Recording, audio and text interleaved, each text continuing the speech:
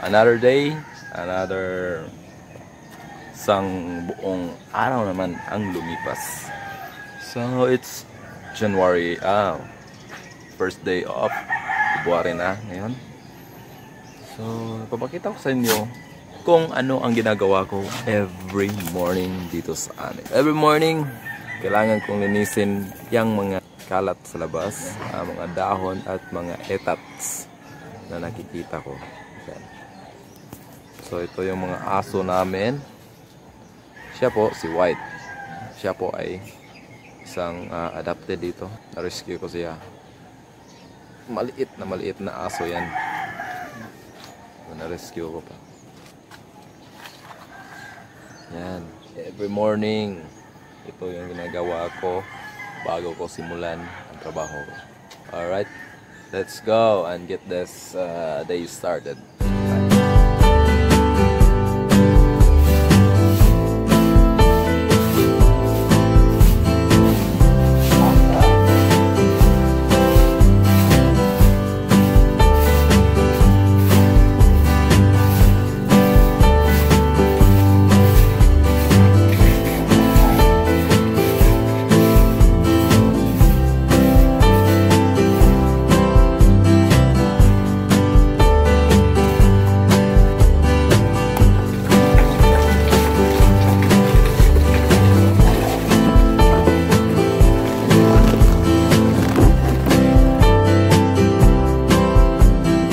Okay guys, so tapos na yung paglilinis natin sa bakuran at ngayon ay naghahanda na ako para sa paglalaba sa mga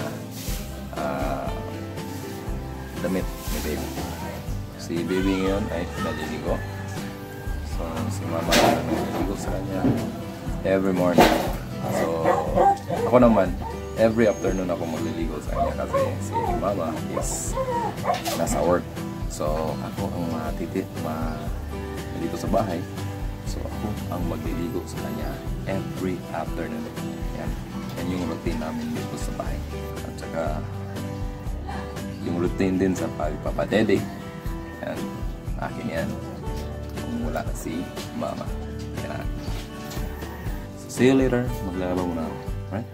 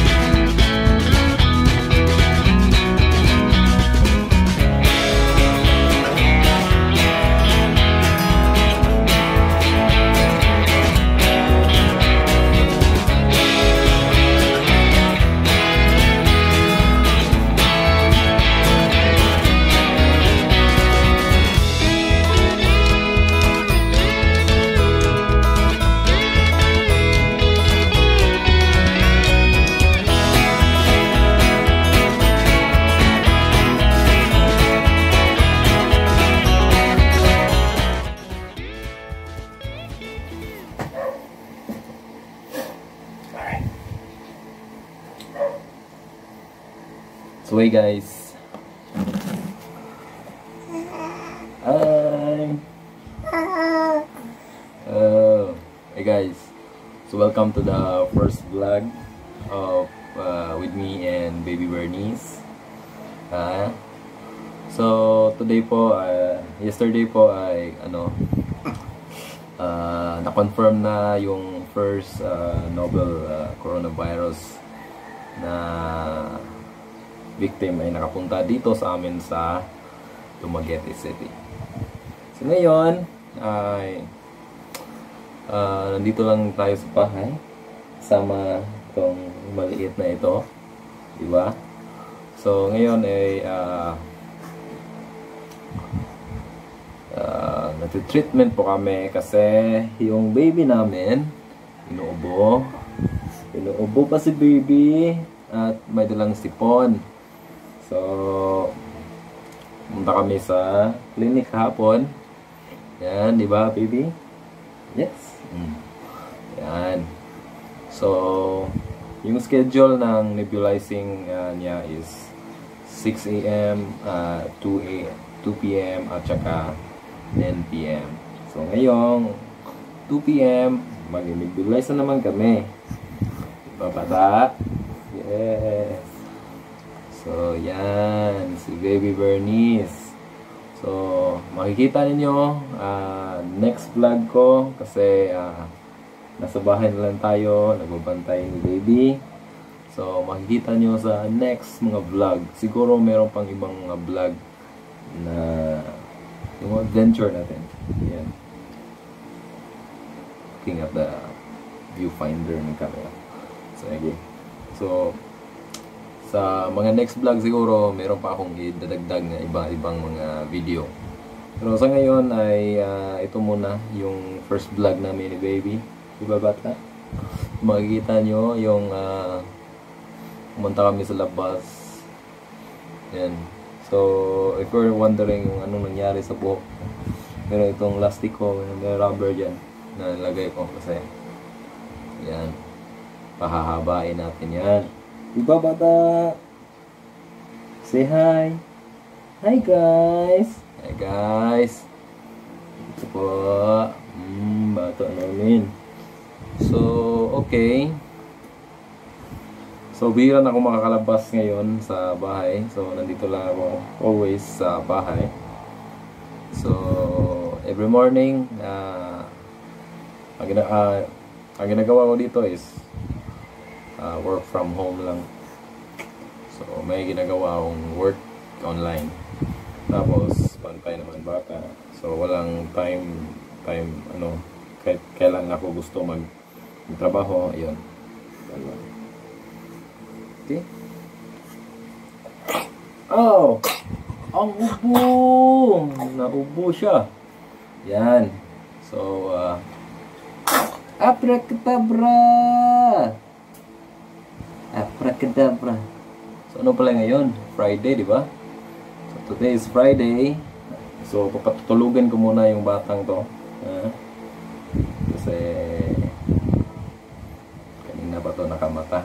So, tulog muna kami.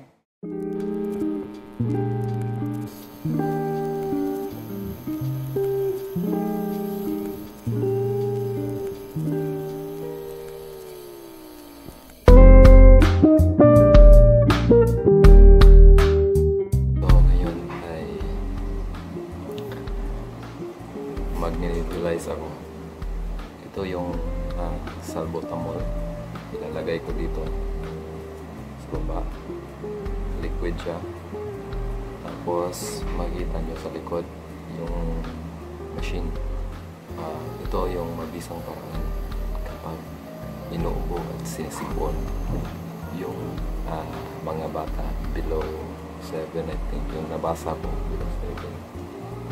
Ito yung mabisa kasi direct ito sa lungs. It's already 2 PM, so 3 times a day namin siyang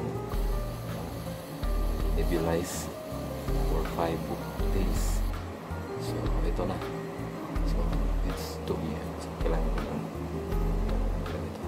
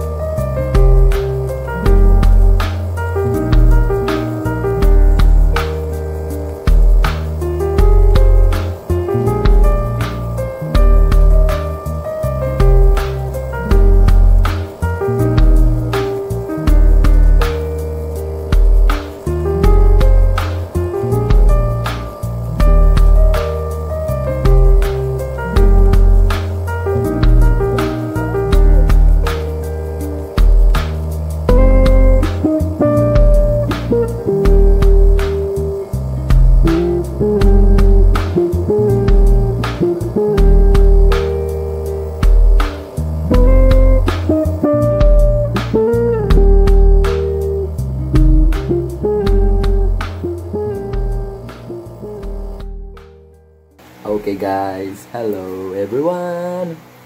Welcome back to our channel and magandang gabi sa inyong lahat.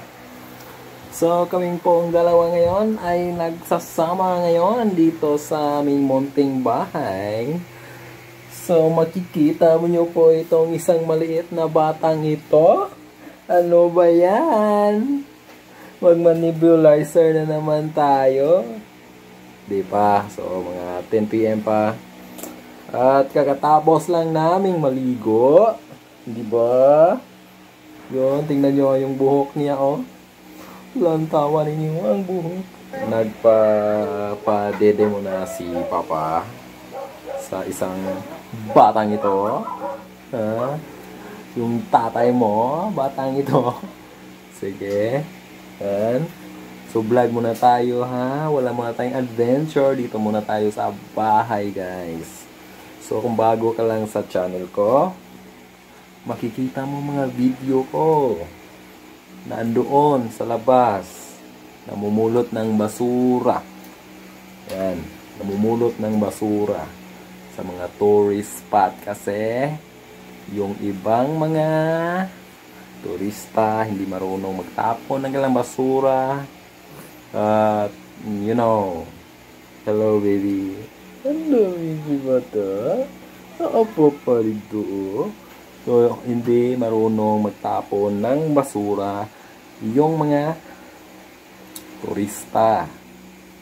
Yan. So, paano na yan? Kapag ang basura ay pumunta sa mga ilog at dagat, makakain ng isda at isda ay mamamatay. Diba, baby? So, parang sleepy na itong isa, ha? Ganyan lang. Sleepy, sleepy little baby. Alright. So, biglang naputol po yung recording natin kasi puno na si memory card. Yan. Yan, bata namin, no? Lang natapos mag-daddy. Daddy, daddy, daddy, daddy, daddy, daddy. Yes, sir. Wow. Ito pala siya, oh. Baby. Kamukha kayo, baby. Tapos, yan yung drawing ni Papa. Yan. Yung isa, malapit sa outlet. Yan, ka Sir Harvey yan. Sir Harvey Tulibaw. So, okay guys, see you later. Kasi baka matutulog na tong batang ito. Little baby is sleeping now. Pinatulog ko muna si little baby. At ini-report ko kay mama. Si little baby is sleeping. It's already 7 PM. So, ganito kasi. Pag natulog na yan, that's the time na pupunta ako sa kitchen. Magluluto ako ng lauoy. Alam niyo ba yung lauoy? Yung malunggay lang, tapos lagyan ng mga sibuyas, kamatis, luya. Yan. Yan lang yung lauoy. Yung walang anong tawag doon sa Bisaya is walang sagol, walang halo. Walang halong ibang gulay, kundi dahon lang ng malunggay. So okay guys, so that's all. Ito muna yung update ko ngayon. Oras na to, 7 PM. Yes, time out muna tayo sa adventure. So makikita yung mga adventure vlog ko later. So i-upload ko muna ang mga video ito. So yan. Sa downtown Dumaguete daw is wala masyadong tao sa downtown kasi baka ayaw nilang lumabas yung mga ibang tao. So Friday ngayon, don't know, may party ba ang mangyayari doon sa mga pasyalan dito sa Dumaguete. So yan, ito yung update for today, January 31, 2020. Nasa bahay lang tayo ngayon, right? So yan muna yung update ko ngayon, baka dagdagan ko pa mamaya. So just stay on my video and see you later.